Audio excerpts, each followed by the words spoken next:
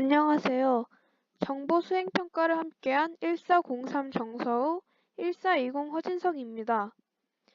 저는 키보드 입력 구현 및 조형물 구현 코드와 PPT 제작을 맡았고, 폭죽 로켓 발사와 폭죽 시뮬레이션 코드, 그리고 일부의 PPT는 1420 허진석이 맡아 제작하였습니다.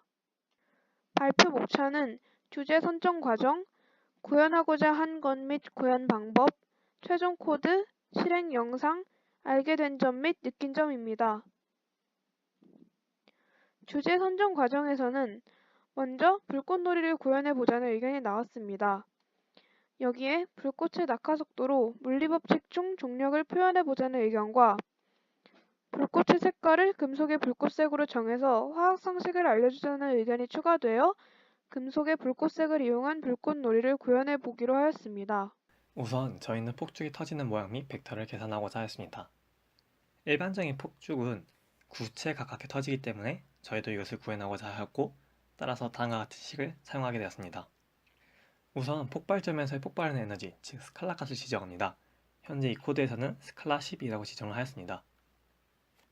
그리고 폭발점으로부터 불꽃구슬 좌표까지의 거리를 구합니다. 폭발 에너지, 즉 스칼라 값을 폭발점으로부터 불꽃구슬 좌표까지의 거리로 나눠주게 되면 각각의 불꽃구슬에 대한 폭죽 에너지의 비율이 나오게 되고, 따라서 이러한 폭죽 에너지 비율을 불꽃구슬 x, y, z 좌표 값에다 곱해주게 되면 각각의 불꽃구슬들이 x, y, z축에 대해서 받는 힘 벡터를 구할 수 있게 됩니다. 저는 이러한 x, y, z축 방향에 대한 힘 벡터를 볼벡이라는 리스트에 추가를 하였습니다. 다음으로 중력을 구현하였습니다. 중력은 y축에 대해서 적용을 하였으며, 중력 코드는 수업 시간에 배운 코드를 사용함으로써 별다른 설명하지 않겠습니다. 다음 3, 4번은 특정 원소를 키보드로 입력함으로써 폭죽의 색깔과 램프의 색깔, 라벨의 텍스트를 변화시키는 것인데요. keyDown이라는 명령문을 사용해서 keyInput이라는 함수에 키보드 입력을 받은 후 if 조건문으로 각 요소들을 변화시켰습니다. 보시는 바와 같이 간단한 코드로 나타낼 수 있습니다. if 조건문을 사용한 예시는 다음과 같습니다. 폭죽 로켓은 원기둥과 원뿔을 회전시켜 모양을 만든 후 컴파운드를 사용해서 로켓이라는 복합체를 형성하는 방식으로 구현했습니다. 객체를 회전시킬 때는 rotate를 사용하였습니다. 다음은 구현 과정입니다. 처음에는 박스를 클릭하면 전구 색깔을 변경할 수 있도록 마우스 클릭 이벤트를 사용하였는데요. VPython이 3D이다 보니 정확한 위치를 클릭하기 곤란하여 키보드 이벤트인 keyDown으로 변경하였습니다. 색깔 변경은 리스트를 사용해서 키보드를 클릭하면 리스트로 만들어 놓은 값을 변화시키려고 하였으나 정의가 이미 되어 있어서인지 실행되지 않았습니다. 최종 코드는 선생님의 조언으로 if와 elif 조건문을 이용해 만약 k를 입력하면 램프 1 컬러는 color.purple 이런 식으로 바꾸게 되었습니다. 금속의 불꽃색을 표현하자는 의견은 이때 나왔습니다. 로켓 구현은 따로 시행착오가 없었습니다. 과정이라면 원뿔과 원기둥의 방향을 잡기 위해 임의로 숫자를 넣은 후 실행시켜 보면서 지정했다는 것 정도가 되겠습니다. 다음으로 예쁜 불꽃놀이를 위한 코드에 대해서 말씀드리도록 하겠습니다. 저희의 주 목적이 사용자들이 선택한 금속 원소에 따라서 불꽃색이 다르게 하고자 하는 것이었으나, 폭죽이 여러 개 터지는 연쇄 폭발이 일어났을 때 한 가지 색깔만 보이기에는 너무 밋밋하다는 의견이 나오게 되어서 제일 처음에 터지는 메인 폭죽만 사용자가 선택한 폭죽 색깔이 나오게 하였고, 그 이후에 터지는 연쇄 폭발의 경우에는 그 다른 색들을 보여주도록 코드를 작성하였습니다. 따라서 num라는 리스트에다가 사용자가 선택한 색깔에 대한 정보를 넣어주고, 만약 그 사용자가 연쇄 폭발을 여러 개 선택하였을 경우에는 그것에 맞게 색깔을 다르게 출력하도록 하였습니다. 마지막으로 최적화를 위한 코드에 대해 설명해 드리도록 하겠습니다. 이 불꽃놀이를 하는 것은 각각의 모든 불꽃 구슬에다가 어떠한 물리법칙을 적용하는 것이기 때문에 굉장히 많은 계산량을 할당하게 됩니다. 따라서 메인 폭죽이 터진 다음에 주변 폭죽이 터질 때 메인 폭죽에 대해서 같이 계산하고 있게 되면은 컴퓨터가 느려지는 문제점이 발생하게 되어서 저희는 이런 한번 폭발하고 난 폭죽에 대해서는 삭제를 함으로써 컴퓨터의 계산량을 좀 줄이는 방식으로 코드를 작성하게 되었습니다. 따라서 메인 폭죽에 대한 볼 리스트에 있는 것들을 가시화를 false 값을 통해서 보이지 않게 하였고, 그 다음에 del이라는 명령을 사용함으로써 불꽃 구슬들을 삭제하게 되었습니다. 다음으로는 코드의 버전 관리에 대해서 설명해 드리도록 하겠습니다. 저 같은 경우는 많은 양의 코드를 작성해야 하다 보니 여러 가지 시행착오가 있었고, 또는 단계적으로 어떤 코드를 실행한 것도 있었습니다. 이것에 대해서 설명해 드리도록 하겠습니다. 우선 우선 공들을 생성하는 것에 대해서 코드를 작성하였습니다. 코드의 최적화를 위해서 함수를 사용하였고, 각각의 공들이 이 코드에서 실행이 되는지 알아보고자 다음과 같은 코드를 사용하였고, 정상적으로 출력이 되는 것을 알 수 있었습니다.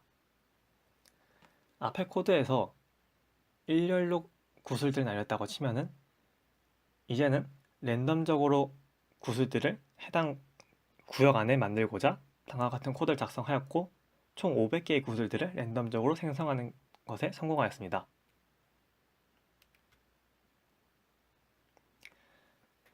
랜덤적으로 구슬을 생성하기 때문에 이제는 각각의 구슬들에 대해서 폭발 에너지를 적용시키는 것이 중요해졌습니다.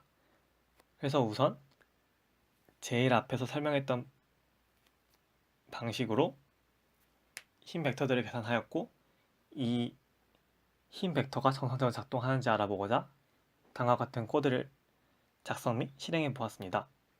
일부러 구슬이 어느 방향 날아가는지 알아보고자 꼬리를 남겨두었으며, 현재 이것은 그림이기 때문에 한 가지 모습밖에 보이지 않지만 여러 번 실행했을 때는 매번 다르게 구슬들이 움직이는 것을 알 수 있었습니다.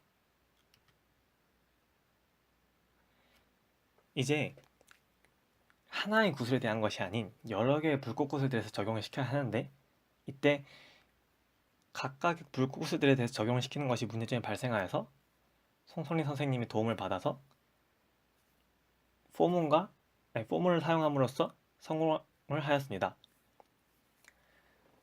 그 각각의 불꽃 구슬들을 함수를 사용함으로써 생성을 하고, 이 각각 생성된 구슬들에 대해서 포문을 사용함으로써 제어를 하게 되었습니다. 밑에 그림 같은 경우는 굉장히 이상해 보이긴 하지만 500개의 구슬들이 X축 방향으로 1.5 플러스 랜덤적인 0부터 2까지 정수 사이로 이동하는 것을 알 수 있었습니다. 앞에서 코드들이 정상적으로 실행된다는 걸 알 수 있었기 때문에 앞에 코드들을 합치어서 랜덤적으로 이미 구역 안에 구슬들 1000개를 생성을 하고, 그 1000개의 구슬에 대해서 폭발 공식을 적용시킴으로써 터지는 모양을 관찰하였습니다. 그 결과 정상적으로 실행된다는 것을 알 수 있었습니다. 또한 저희가 원하는 모습, 즉 구체에 근접하게 폭발하는 것을 볼 수 있었습니다. 폭죽이 터졌으므로 이 실제 폭죽은 금속 원소가 산화하는 것이기 때문에 불꽃이 그만 사라지게 됩니다. 따라서 저희도 이것을 비슷하게 구현하고자 구슬들이 폭발을 하게 되면 점점 멀어지기 때문에 상대적으로 화면에서는 작아지게 보이고, 저희는 이것을 이용하여서 일정 시간이 지난 이후에는 점점 작아지던 구슬들이 아예 보이지 않게 코드를 작성하였습니다. 다음으로는 폭죽을 보았을 때 V8의 특성상 그 터지는 구슬들에다 자동으로 초점을 맞춰준다는 문제점이 있었습니다. 이렇게 되면은 연쇄적으로 폭발을 일으켰을 때 처음 메인에서 시야가 맞춰지고, 그 다음에 보조 폭죽에서의 초점이 맞춰진다는 문제점이 발생을 하게 되어서 저는 인위적으로 화면 사이즈와 그것의 위치, 즉 카메라의 위치를 조정하는 코드를 scene2라는 것을 변수에다 집어넣게 되었습니다. 그리고 오브젝트 아더, 즉 메인 폭죽 외에 연쇄 폭발 코드들을 넣어 주었고, 각각들을 실행, 그리고 실행을 한 다음에 보이지 않게 bool2j.visible은 false라는 것을 사용함으로써 처음에 이미 만들어졌지만 그 이후에는 우선 보이지 않게 하고 만약 일정한 시간대가 되면은 다시 보이게 코드를 작성하였습니다. 마지막으로 이것들은 최종 코드입니다. 현재 글로스크립트 버전용으로 코드를 작성하였기 때문에 다른 부분에선 코드에 큰 문제점이 없지만 그 랜덤 관련돼서는 코드가 약간씩 변형되었습니다.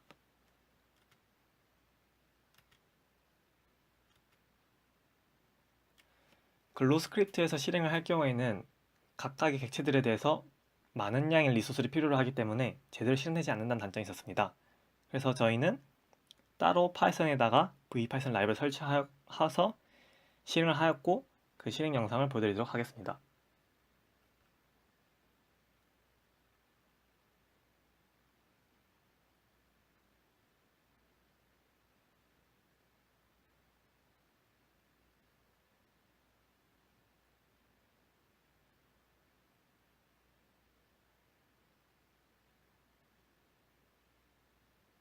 많은 양의 리소스를 필요로 하기 때문에 제 노트북에서도 실행을 했을 경우에 좀 버벅거림이 많이 있었고 그래서 저희는 일부러 약간 편집을 해서 좀 빠르게 하였습니다.